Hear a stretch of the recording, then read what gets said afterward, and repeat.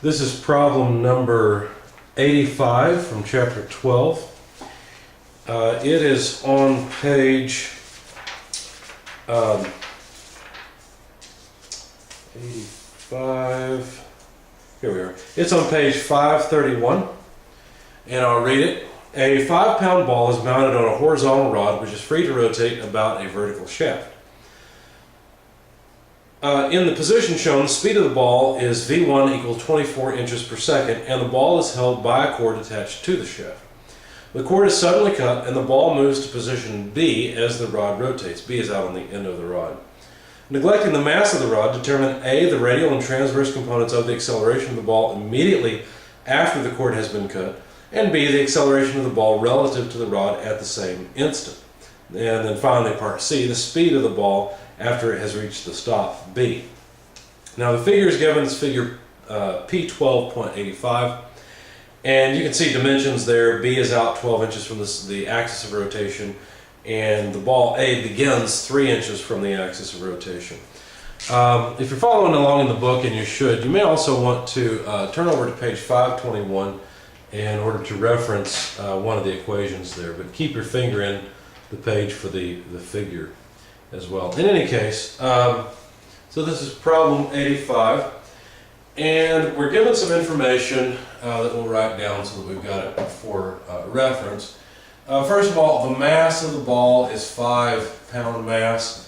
The initial velocity is 24 inches per second. Now this is a velocity that is a tangential velocity. This is before the ball is moving out on the rod, when it's still held in place by the string or the rope or whatever it is. This is the tangential velocity of the ball as it's going around at 3 inches. Okay, so the initial radial velocity therefore is 0 because the string's holding it in position, and we're supposed to find the radial acceleration, the transverse acceleration, and that's part A really. Part B is that we're supposed to find the acceleration of the ball with respect to the rod, and then part C we're supposed to find the velocity of the ball once it has reached B. Now there's some interpretation for part C. We'll solve it both ways. One is where the ball has just reached B, and so before it contacts the stop at the end. The other interpretation is the velocity of the ball after it reaches the stop. So anyway, we'll solve it and see what we get. So here's our solution. First of all, if you notice the transverse velocity, let's draw a sketch of this thing. Basically, here's the path that it's moving on. The rod extends out, and initially the ball is out here, 3 inches from the center of rotation where this is O, and then B's on out here. Okay, so the transverse velocity that's given right here is V1.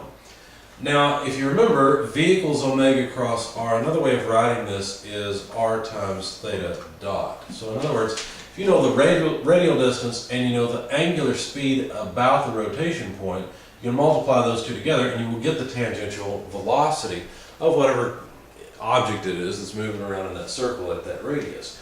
And so we can rearrange this and find the angular speed of the ball initially. So let me just call it theta dot 1. And really this would be R1, that'd be theta dot 1 since I wrote V1. And basically it's just V1 over R1, which is just 24 inches per second divided by 3 inches. So this is 8, and you notice the inches go away, so the units are just radians per second. So there's the angular speed. Sometimes we call this omega as well. So there's omega 1.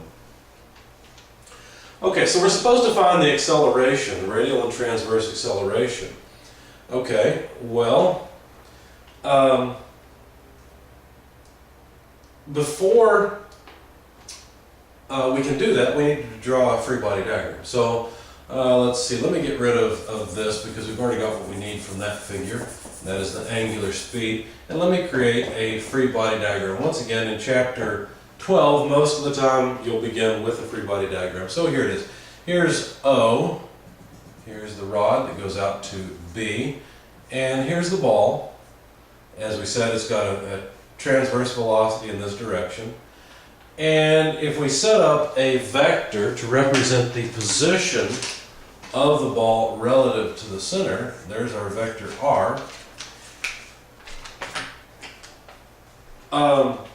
then we can talk about the movement or the forces or the accelerations of this ball in a radial and transverse coordinate system. So instead of drawing forces in black, let me put the coordinate system on in blue.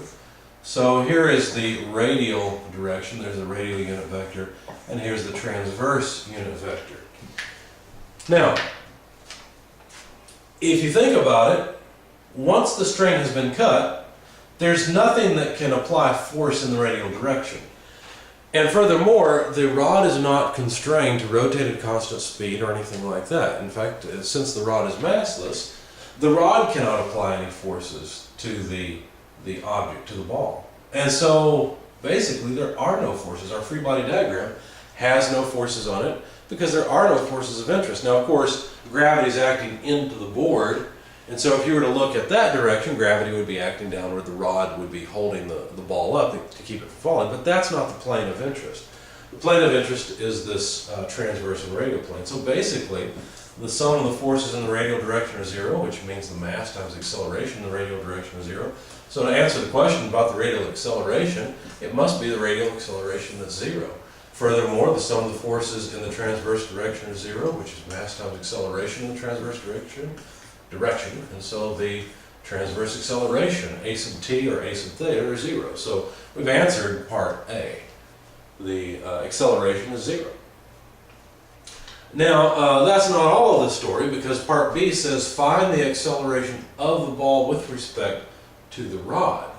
Now, that's a little bit different. In fact, if you think about it, the acceleration of the ball taking the rod as a reference frame, if you were standing on that rod and rotating around with that rod and you measure the acceleration of the ball with respect to the rod, you would just get the acceleration of vector r. So basically, what they've asked us to find is r double dot. Now, fortunately, we have an equation that relates the acceleration in the radial direction to the motion of the vector r. And in fact, that equation is a sub r equals r double dot minus r theta dot squared. We can rearrange this, therefore, since this is zero, and say r double dot must be equal to r theta dot squared. Now, this is not too bad because we know the angular speed, right? And so, since the angular speed is 8 radians per second initially, and the radial distance is 3 inches, then we can find the acceleration of A with respect to the rod fairly easily. It's just 3 inches out multiplied by theta dot squared, which is 8 radians per second quantity squared. So that just comes out to 192 inches per second squared. Okay, so there's the acceleration of the ball with respect to the rod. Let's make sure that's what they wanted. They don't want the acceleration along the entire length. Let's see. So, lost my page. Here we are, page 531. The acceleration of the ball relative to the rod at the same instant. So yeah, so immediately when the string is cut, they wanted us to find the acceleration. So there it is. Now, what's interesting about this is that the forces throughout the entire motion are zero until the ball reaches B. And so what that means is the radial and transverse accelerations must be constant. And so that's kind of an interesting point. But anyway, we'll use that a little bit later. Okay, so let's answer the rest of the questions. So we've got part A and part B done. Now let's answer part C. To answer part C, we have to determine how the velocity of A changes as it moves out on the rod. Now here's an important point. This is something you should really make a lot of notes on. On page 521, equation 1218 is a statement of the conservation of angular momentum. And what do I mean by that? Well, Notice we played around with the ace of r equation, the acceleration in the radial direction. We can also say that the transverse acceleration is 0. We already know that because there are no forces. And so this, written in terms of vector r, would be r theta double dot plus 2 r dot theta dot. And basically what this means is that r theta double dot equals negative 2 r dot theta dot. Now it's a lot of calculus and algebra to go through and show this, but basically what this equation shows, what it proves, is that, let's see, make sure I write it in the right form, or in the correct form. Yeah, what it shows is that the transverse velocity is equal to the radial distance times the angular speed. No, I'm sorry, that's wrong. That's not the equation. That's just v equals omega cross r. That's not the one I'm looking for. Excuse me, let me try this again. What it shows is that you can relate the angular speed at any point to the radial distance squared as follows. Okay. So basically, give me the radius initially and the angular speed initially. I'll square the distance, which is initially 3 inches, and then that product then is always the same. Now, how would I know this? Well, if you look at the derivation of equation 1218, you'll notice that 1218 is basically the same thing. It just says that this is a constant h.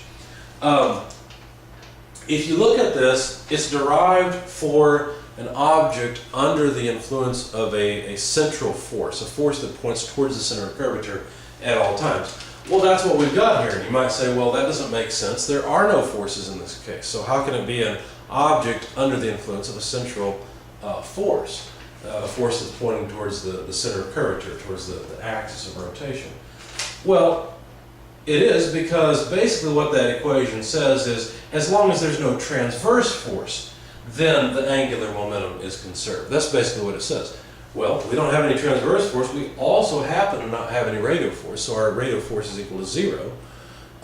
And so the equation applies.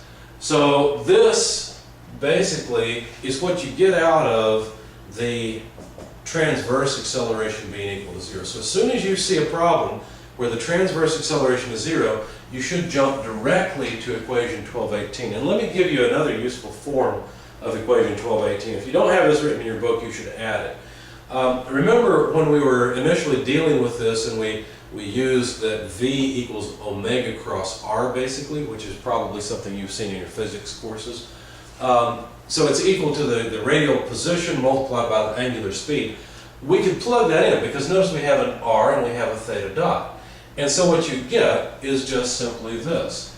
And R times a theta dot would just be a velocity, so that would be like a V1. But we have a radius left, so multiplied by R1. So if you don't have this form written in your book, you should write it in as well. And basically what it tells us for this problem is that the velocity at B times the radius of B, which notice is just a constant, is equal to the velocity at 1 times the radius at 1. And so we can calculate the velocity once the ball has reached B, and this would of course be the transverse velocity. And that velocity, let's see, would be V1 multiplied by R1 over B1. Okay? So there's the velocity. If we plug in the numbers, you'll find that V1 being 24 inches per second, R1 being 3 inches, I don't have it written down here, but the ball began at 3 inches. I used it to calculate this. Divided by, and I'm sorry, I wrote B1 here, that should be R sub B. Okay. Divided by the radius once the ball has reached B, that's 12 inches. The inches go away, and you find that the velocity would be 6 inches per second. And there's the answer that they're looking for the velocity of A once the ball has reached B. But if you think about it, isn't this ball moving relative to the bar? And so doesn't it have a transverse velocity? Well, that's a little bit of a tricky question. I'll leave you to think about it, but here's what you need in order to solve that question. If there are no forces on the ball, then its path will just be a straight line path. And all that will happen is the rod will rotate as the ball moves out on the bar. And so, since its angular momentum must be conserved, then the velocity in this direction has to be, or the velocity in this direction multiplied by the radial arm length has to be a constant. But there should be another component. So the key to figuring out the part that I've alluded to is realizing that the ball simply moves in a straight line trajectory. So that's the meat of this problem. I won't go into the last part, but that's it.